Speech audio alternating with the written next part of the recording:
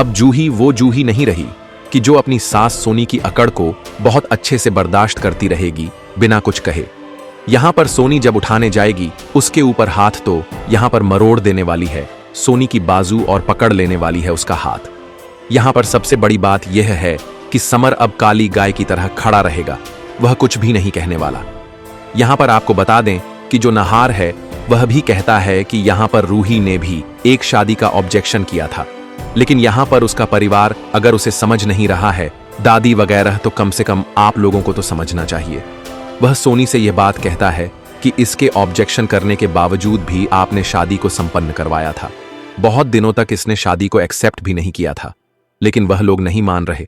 लेकिन तुम मानो, कम से कम बहनों के रिश्ते में दरार मत डालो।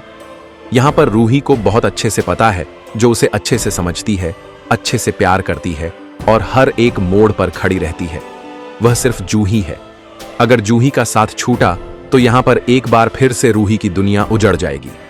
जिस घर से जूही को निकाला गया था उसी घर के दरवाजे एक बार फिर उसके लिए खुलने वाले हैं। लेकिन इस बार शर्तों और साजिशों के बीच में समर ने बिना सोचे समझे रोली को धक्के मारकर निकाला और रूही ले आई जूही को वापस। लेकिन इस वापसी ने गोयनका हाउस में कोहराम मचा दिया। जूही की दादी को जैसे ही यह पता चलता है कि रूही और रोली सगी बहनें हैं, उनका गुस्सा 7वें आसमान पर पहुंच जाता है। वो सोचती है कि रूही ने अपनी बहन का घर बसाने के लिए उनकी पोती जूही की जिंदगी तबाह कर दी, लेकिन उन्हें यह नहीं पता कि रूही ने जूही और समर के रिश्ते को बचाने के लिए हर मुमकिन कोशिश की थी, जो अंत में नाकाम रही। गुस्से में तमतम आई पूनम यानी जूही की दादी धमकी देती है, मैं तुम सबको कोर्ट में घसीटूंगी, मेरी पोती को इंसाफ दिलाकर रहूंगी। और यही वह पल होता है जब गोयन का परिवार के पैरों तले जमीन खिसक जाती है। सोनी समर की मां तिल मिलाकर जवाब देती है, आपकी पोती इस घर के लायक नहीं है, हमने उसे हमेशा के लिए निकाल दिया है। लेकिन पूनम भी पीछे हटने वाली नहीं थी।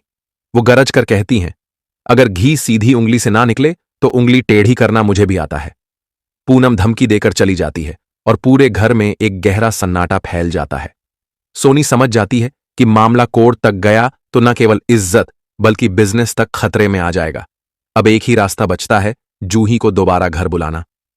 रूही मांझी से कहती है, अगर आप सच में चाहती हैं कि जूही वापस आए तो आपको समर को मेरे साथ भेजना होगा। और आखिरकार समर रूही के साथ चल पड़ता है।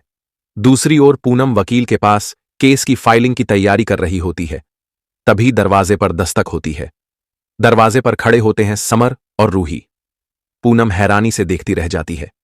समर कहता है, दादी, मैं जूही को वापस लेने आया हूं, मैं उसे अपनाने के लिए तैयार हूं। पूनम सख्त लहजे में जवाब देती है, मुझे भरोसा नहीं कि तुम दोबारा उसे घर से नहीं निकालोगे। रूही हाथ जोड़कर कहती है, दादी, मैंने कभी भी जूही का बुरा नहीं चाहा, बस उसे एक और मौका दीजिए। थोड़ी देर की चुप्पी के बाद पूनम का दिल पिघलने लगता है। वह कहती हैं, अगर जूही खुद जाना चाहे तो मैं नहीं रोकूंगी, लेकिन अगर फिर कुछ हुआ तो इस बार कोर्ट नहीं, सीधे जेल भेजूंगी।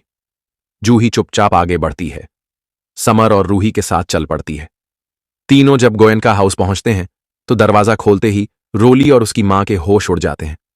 रोली गुस्से में कहती है, इसे दोबारा इस घर में क्यों लाया गया? रूही सीधा जवाब देती है, जूही इस घर की बहू है और उसे उसका हक मिलेगा। इतने में अग्नि बीच में आती है और धमकी देती है, अगर तुमने कुछ कहा तो मैं सब सच उगल दूंगी। कैसे तुमने जूही को बदनाम किया और रूही को फंसाया। अब कहानी ले चुकी है एक नया मोड़। समर और जूही फिर से एक हो चुके हैं और अब रूही और जूही एकजुट होकर लड़ेंगी हर उस ताकत से जो उन्हें अलग करना चाहती है। लेकिन क्या यह साथ इस बार टिक पाएगा या फिर कोई नई साजिश उनके दरवाजे पर दस्तक देने वाली